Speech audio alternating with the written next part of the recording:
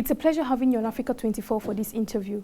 Today we'll be receiving on set Madame Nardos Bekele-Thomas. She is the Chief Executive Officer of the African Union Development Agency, NEPAD.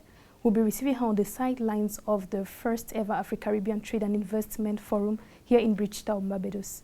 Thank you for joining us, Madam. Thank you very much for having me. So can you tell us about your vision for the strengthening of ties between Africa and the Caribbean to boost trade and investments across both regions?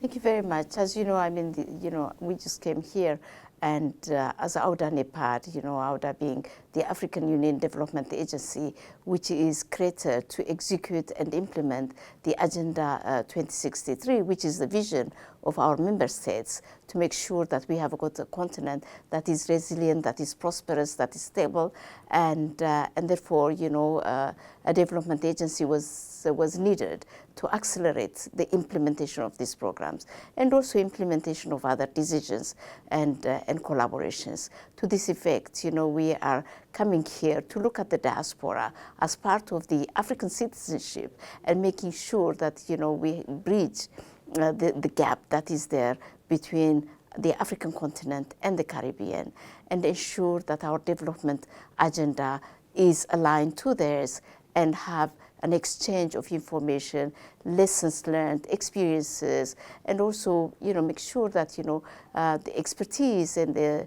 experiences that the Caribbean needs to move its agenda is supported by Africa.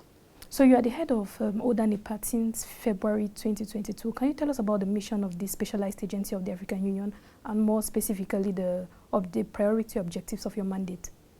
Well, the African Union Development Agency's mandate is actually something in continuation of the NEPAD agenda, but it really looks, like I said, to coordinate all the development cooperation for Africa, supporting Africa, and also making sure that the Agenda 2063 and its implementation plan are executed at an accelerated pace by an agency that would also be responsible for the mobilization of resources so that, all the priority frameworks and all priority programs as identified by the member states are implemented. It's also mandated to support the regional economic communities and also the African Union Commission and other entities like the African Free Trade,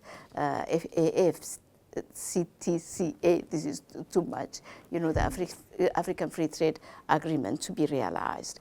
And therefore, the mandates are large and huge, and we have got programs covering food and agriculture and food systems, agriculture and food systems, industrialization and infrastructure, human capital transformation, programs that are related to health, education, to social protection, and also, certainly, related to science and technology. So we have got many areas as stipulated by the Agenda 2063 and the implementation plan. So our mandate is really to help, Africa implements its programs. So early August 2022, the AUDA-NEPAD organized a two-day workshop for stakeholders, including the youth, to sensitize on the necessity of proper nutrition. Can you tell us the role of the youth in guaranteeing food security in Africa? In actual terms, yes, you're right, absolutely. We had gathered all stakeholders in making sure the food security is a reality in Africa, because Africa has all what it takes, and there is no reason why we cannot produce the food that we consume, and why our children are suffering from malnutrition, and why stunting is so chronic in Africa. And therefore it just took for us to bring together all actors, from farmers to people that do the agro-processing, to food manufacturing, and sit together and look at the whole value chain and see where the problems are and try to resolve the problems. And yes, youth takes part in this, because in the value chain, it will be the youthful energies and the youth enterprises that will be able to feed into the value chain and make us produce what we need. Yeah, so the youth is very critical and very important.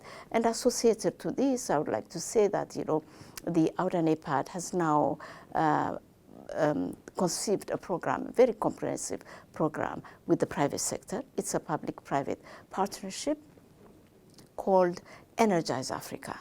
And this Energize Africa has got 3 components. And the first component is really to see on how the youthful energies could be integrated into the public service to rejuvenate, to regenerate the public service.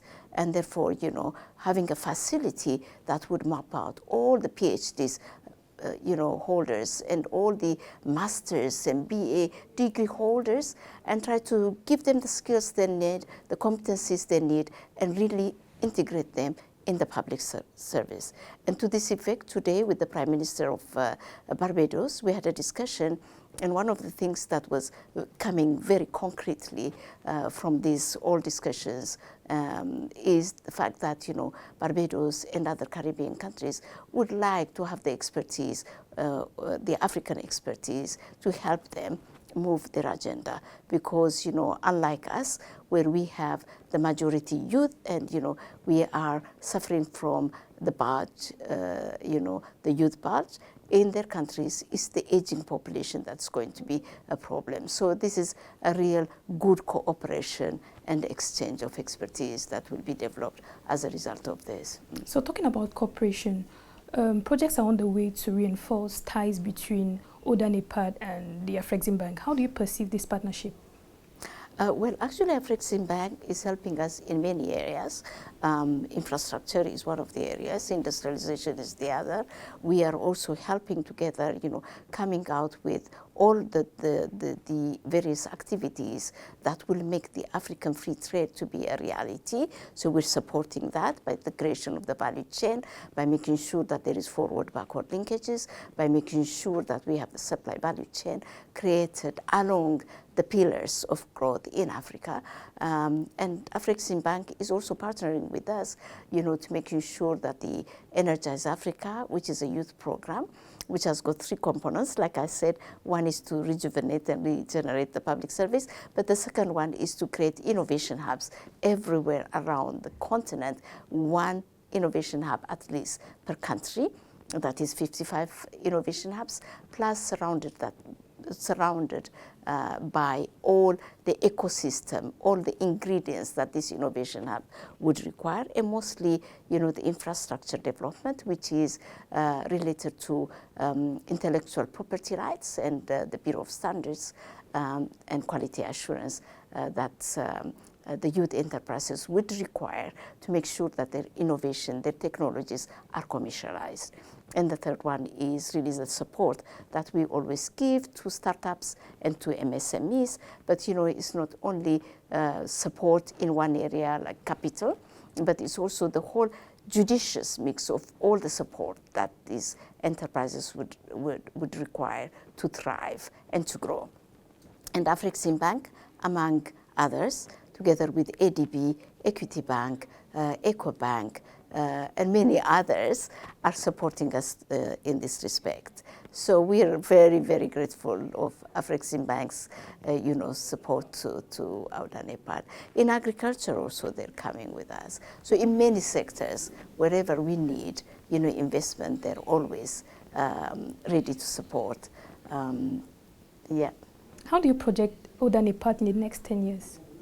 Well, you know, I think, you know, AUDA-NEPAD has already done, you know, 20 years, and many things have happened, you know, in the health sector, you know, the creation of the African Medicine Agencies, thanks to AUDA-NEPAD. The creation of the AFCFTA is also thanks to AUDA-NEPAD doing the basic prerequisite programs and support that it required to be realized. But, you know, AUDA-NEPAD has also done infrastructure programs. What I would like to see in the coming 10 years for AUDA-NEPAD is to really come with very big ambitious programs, scaled up programs, expanded programs that would transform the continent. And this will be, first of all, in infrastructure. We need the infrastructure, road, railways, air, and water, that would connect countries so that integration becomes a reality. The second thing is, like I said, youth. 60% of our population is youth. It will become 65%. Africa needs 17 million employment per year because there are 17 million young ones, coming out looking for a job, and we need to provide them with employment.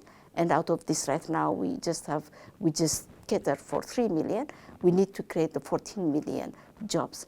And this cannot be done by just the public service, but it has to be done by, pushing our young ones to start their own businesses and be job creators themselves. And within this, these youth that we know are very innovative, they're creative, and it just requires a little bit of support for them to realize their potentials and make Africa to be, a force, an economic force in the world. So, would like to have really very big, ambitious program for the youth, which takes care of, all their needs so that they can thrive. And the other thing that we would like to see is an Africa that is resilient, an Africa that is not wallowing in crisis, but an Africa which is on a long-term trajectory and which sees crisis as an event and not crisis as a long-term, development process.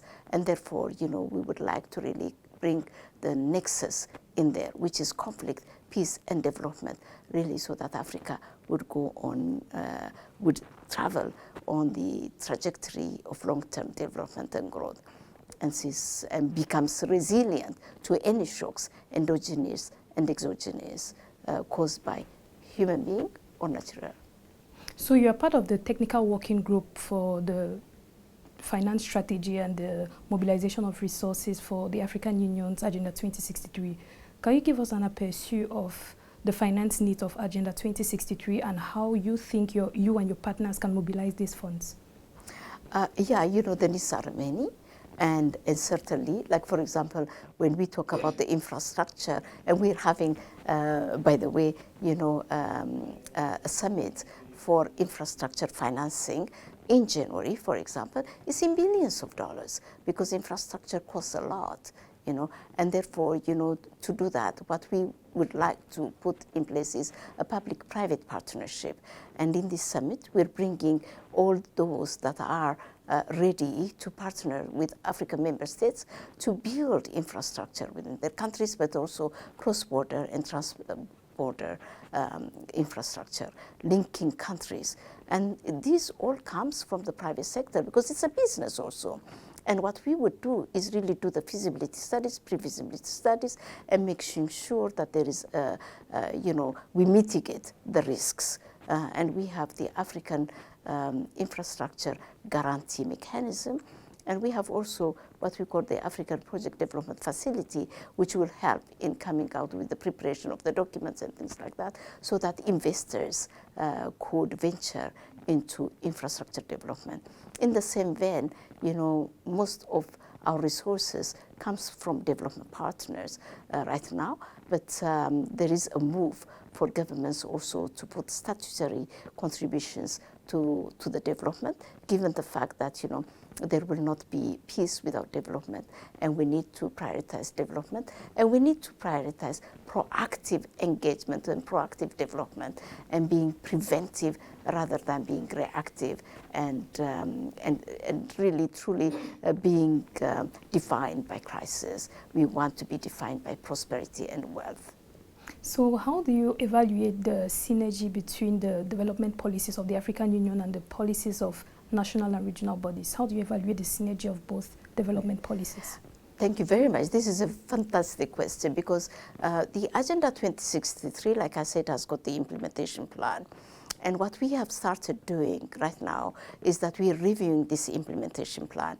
In so doing, we are going to domesticate it. It's not going to be a review by the elites. It's not going to be a review by the bureaucrats. It's going to be a review by the people of Africa, so that Africans can feel it and understand it and be part and parcel of this movement. And as such, you know, we are hoping in the coming year to have our footprints in the countries, to have our footprints in the regions, you know, together with REX, trying to implement these programs. But at the national level, the whole idea of having our footprints and making sure that the Ministries of Planning and Finance are responsible for the implementation of these continental framework and continental plan is to make sure that the plan is mainstreamed within the development plan. It's not only mainstreamed within the development plan, but those activities are also budgeted for. And therefore, there is really a synergy at national level, but also at regional level and continental level. And we're hoping that that would trickle down to local level, so that, you know, the African agenda becomes the agenda of the people. The African implementation plan becomes the plan of the people of Africa. Thank you so much, ma'am, for honoring our invite. Thank you so much. Thank you for watching us. We have more programs coming up on Africa 24.